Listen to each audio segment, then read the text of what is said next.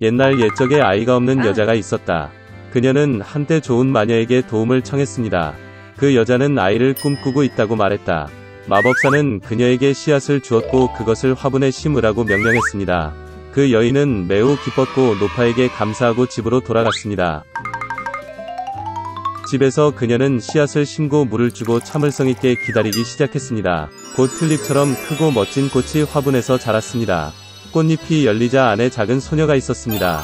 그녀는 1인치도 안 되는 아주 작았습니다. 따라서 여자는 엄지공주라고 불렀습니다.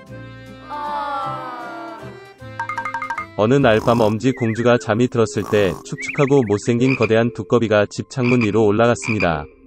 그녀는 잠자는 소녀를 붙잡고 서둘러 늪으로 갔다. 두꺼비는 못생긴 아들을 아름다운 썸벌리나와 결혼하기로 결정했습니다. 그녀는 소녀가 달아나지 않도록 넓은 백합이 비의 강 한가운데 그녀를 심었습니다. 아침에 썸벌리나는 잠에서 깨어 집에 있지 않지만 주위에 물이 있다는 것을 깨달았습니다. 소녀는 끔찍한 운명이 그녀를 기다리고 있다는 것을 깨달았을 때 몹시 울었습니다. 이 순간 작은 물고기가 헤엄쳐 지나갔다. 그들은 썸벌리나에 대해 미안하다고 느꼈습니다. 그들은 백합의 줄기를 갉아 먹었고 잎은 소녀와 함께 흐름과 함께 떴다. 큰 딱정벌레가 지나갔다. 아름다운 소녀를 본 그는 그녀를 붙잡고 그녀를 나무로 데려가 친구들에게 소개했습니다. 그들은 모두 그녀의 아름다움을 부러워했지만 썸벌리나는 매우 못생기고 회사에 있을 수 없다고 말했습니다. 친구들의 압력을 받아 딱정벌레는 그녀가 못생겼다고 결정하고 소녀를 땅에 내려놓고 작별 인사를 했습니다. 여름 내내 썸벌리나는 숲에서 혼자 살았습니다. 그녀는 풀과 나뭇잎으로 요람을 만들었습니다. 그녀는 꽃가루와 이슬을 먹고 맑은 날씨에 햇볕을 쬐고 큰 우엉이 발에 비를 피해 숨었습니다. 그러나 곧 찬 비와 바람이 몰아쳤다. 썸벌리나는 겨울 복장이 없었고 얼기 시작했습니다. 소녀는 배고픔과 추위에 시달렸습니다. 그리고 어느 날 그녀는 들쥐의 보호를 받았습니다. 그들은 영광스럽게 함께 살았습니다. 소녀는 집안일로 쥐를 도왔고 그녀의 동화를 말했으며 그 대가로 따뜻한 집과 음식을 받았습니다. 들쥐에는 부자가 된 눈먼 두더지인 이웃이 있었는데 그는 항상 자신의 재산을 세어이 일을 했습니다.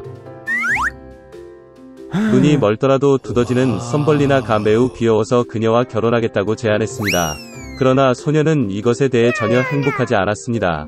그녀는 지루한 두더지를 좋아하지 않았습니다. 한 번은 지하 통로를 걷다가 추위로 거의 죽을 뻔한 상처 입은 제비를 보았다. 겨울 내내 그녀는 아픈 새를 돌보았고 봄에는 그것을 고쳤습니다. 결혼식 전에 썸벌리나는 마침내 태양에 감탄하기 위해 위층으로 올라가게 해달라고 마우스에게 요청했습니다. 그녀가 쥐 구멍에서 나왔을 때 그녀는 제비를 보고 치료했습니다. 썸벌리나는 새에게 그녀가 더러운 두더지와 결혼하고 깊은 지하에서 그와 함께 살도록 강요당하고 있다고 불평했습니다. 제비는 소녀에게 따뜻한 땅으로 날아가도록 초대했고 그녀는 동의했습니다. 그녀는 재빨리 쥐에게 작별 인사를 하고 제비 위로 올라갔고 그들은 날아갔습니다. 멋진 나라에 도착한 썸벌리나는 아름다운 꽃이 가득한 거대한 초원을 보았습니다. 그녀는 자신이 살기에 가장 아름다운 꽃을 선택했습니다. 갑자기 그녀는 꽃에서 날개 마니는 그녀와 같은 작은 남자를 보았다. 엘프의 왕이었습니다. 그리고 엘프는 모든 꽃에 살았습니다. 아름다운 엘프는 자신만큼 작고 아름다운 소녀를 본 적이 없습니다. 그는 즉시 썸벌리나와 사랑에 빠졌고 그녀를 그의 아내, 즉 엘프의 여왕이자 꽃의 여왕이 되도록 초대했습니다. 그녀의 모든 모험 끝에 소녀는 매력적인 왕자의 제안을 듣고 기뻤습니다. 그녀는 행복하게 동의했습니다. 엘프는 엄지공주를 손으로 잡았고 동시에 두 개의 날개가 그녀 뒤에 나타났습니다. 이제 그녀는 엘프의 여왕이 되었습니다. 그 이후로 그들은 행복하게 살았습니다. 옛날 옛적에 가난한 과부가 살았고 그녀에게는 아들 잭과 암소 빌라이언서가 있었습니다. 젖소는 매일 아침 우유를 주었고 어머니와 아들은 그것을 바자에서 팔았고 그렇게 살았습니다. 그러나 빌라이언서는 우유를 주지 않았고 음식이 없었습니다. 엄마는 소를 팔고 수익금으로 가게를 열기로 결정했습니다. 잭은 손에 고삐를 잡고 소를 시장으로 이끌었습니다. 그가 도착하자마자 멋진 노인을 만났습니다. 그는 잭의 소를 콩으로 바꾸고 싶다고 말했습니다. 그리고 이 말로 그는 주머니에서 이상한 콩 몇 개를 꺼냈다. 노인은 이 콩이 마법 같다고 말했습니다. 그들은 저녁에 심어야 하며 아침이 되면 하늘로 자랄 것입니다. 잭은 매우 관심을 갖고 동의했습니다. 소녀는 일찍 집에 돌아왔습니다. 어머니는 그가 전 지역의 젖소에게 약간의 불쾌한 콩을 주어서 매우 화가 났습니다. 그러나 잭은 노인의 말을 기억하고 할 일이 없다고 결정하고 마당에 콩을 심었습니다. 그는 다락방으로 올라가 슬프고 잠이 들었습니다. 아침에 잭은 일어나 마당에 있는 커다란 나무 같은 것을 보았습니다. 그리고 이것은 그의 콩이 싹이 트고 거대한 줄기가 하늘로 자랄 때까지 계속 위로 자랐습니다. 잭은 줄기 위로 뛰어올라 사다리처럼 올라갔습니다. 그는 마침내 하늘에 도달할 때까지 오르고 올라갔다. 그곳에서 그는 그를 거대한 성으로 이끄는 길고 넓은 길을 보았습니다. 잭은 문으로 가서 노크했습니다. 문이 열리고 키가 큰 여자가 문지방에 섰습니다. 두려움에 말을 더듬은 소녀는 아침 식사를 위해 무언가를 요청했습니다. 거인은 그를 들여보냈지만 그는 식인종이기 때문에 남편의 눈을 잡지 말라고 경고했습니다. 그녀는 잭을 부엌으로 데려갔습니다. 그러나 그가 아침 식사의 절반을 먹을 시간을 갖기 전에 갑자기 집 전체가 누군가의 계단에서 흔들렸다. 소녀는 당황하지 않고 즉시 용광로에 뛰어들었습니다. 그리고 바로 그 순간 식인종이 방에 들어왔습니다.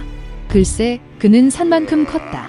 식인종은 거대한 상자에서 금 가방 2개를 꺼내 앉아 동전을 세었습니다. 그는 세고 마침내 고개를 끄덕이고 코를 골기 시작했습니다. 그런 다음 잭은 천천히 오븐에서 나와 식인종을 지나서 금을 한 봉지 집어들고 콩줄기로 달려갔습니다. 그는 자루를 내려놓고 줄기를 아래로 내려가 마침내 자신의 집에 도착했습니다. 잭은 자신에게 일어난 모든 일을 어머니에게 말하고 금 가방을 건네주었습니다. 그들은 가방에 있는 돈으로 살기 시작했습니다. 그러나 결국 자루는 비어 있었고 잭은 콩나무 꼭대기에서 한 번 더 행운을 시험하기로 결정했습니다. 어느 좋은 아침 그는 일찍 일어나 콩나무에 올랐다. 식인의 아내는 거대한 성의 문턱에 섰다. 그녀는 남편이 마지막으로 금 가방을 잃어버렸기 때문에 그를 들여보내지 않겠다고 말했습니다.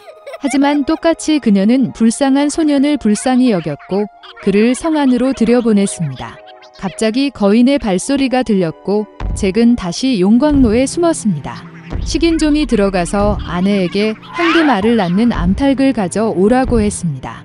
거인이 가져왔고 5억 원은 닭에게 낳으라고 명령했고 그녀는 황금알을 낳았습니다. 기뻐하는 거인은 고개를 끄덕이고 코를 골기 시작했습니다. 그런 다음 잭은 오븐에서 나와 황금 닭을 잡고 콩나무로 달려갔습니다. 소녀는 집으로 돌아왔습니다. 그는 그의 어머니에게 멋진 닭을 보여주었고 그들은 황금알을 팔기 시작했습니다. 그러나 곧 이것이 충분하지 않다는 것이 잭에게 보였다. 그리고 그는 다시 콩줄기 꼭대기에서 그의 운을 시험하기로 결정했습니다. 이번에는 소년이 창문을 통해 성 안으로 들어갔다. 그는 구리 가마솥에 뛰어들어 숨었습니다. 식인종과 그의 아내가 방에 들어갔다. 거인은 소년의 냄새를 맡았고 그들은 서둘러 오븐에서 그를 찾았다. 그러나 그는 거기에 없었습니다. 구석구석 수색했지만 구리 가마솥을 들여다 볼 생각은 없었습니다. 수색이 절실한 오우건은 아내에게 황금 하프를 가져다가 탁자 위에 올려놓으라고 명령했습니다. 식인종은 그녀의 아름다운 소리에 코를 골았다. 그런 다음 잭은 가마솥에서 조용히 나와 황금 하프를 잡고 문으로 달려갔습니다. 그러나 하프는 큰 소리로 연주되고 식인종을 깨웠습니다. 잭은 머리를 쭉 뻗어 콩나무 위로 뛰어내렸고 거인은 추격 중입니다. 잭은 집으로 내려가 어머니에게 도끼를 들고 외쳤다. 어머니는 손에 도끼를 들고 뛰쳐나갔고 소녀는 도끼를 잡고 콩나무를 자르기 시작했습니다. 오건은 줄기가 심하게 흔들리는 것을 느꼈고 멈췄다. 그런 다음 잭은 다시 도끼로 치고 콩나무를 자릅니다. 흔들리고 쓰러졌고 오건은 땅에 쓰러져 추락했습니다. 그날부터 잭과 그의 어머니는 다시는 빈곤을 알지 못했습니다. 그러나 소녀는 욕심 때문에 목숨을 거의 갚을 뻔한 것을 매우 미안했습니다. 그는 다시는 도둑질하지 않고 가족의 이익을 위해 열심히 일하겠다고 약속했습니다.